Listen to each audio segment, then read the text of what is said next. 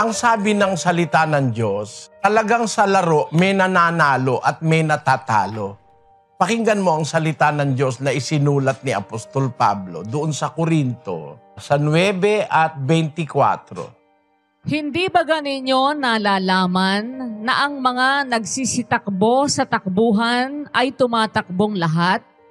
Ngunit iisa lamang ang tumatanggap ng gantimpala. Magsitakbo kayo ng gayon upang magsipagtamo kayo.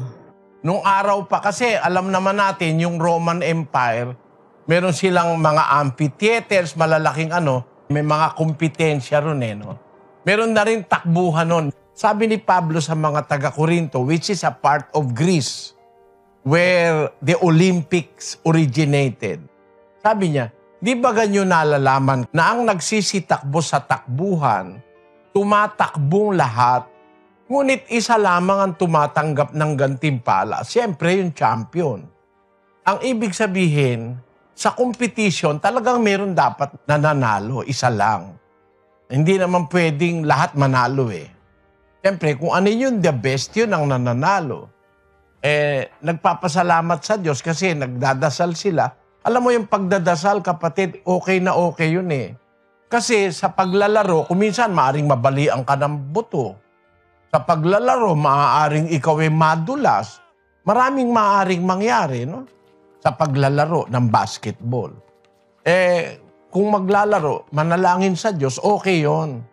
Para ang isa pang ipinapanalangin, manalo.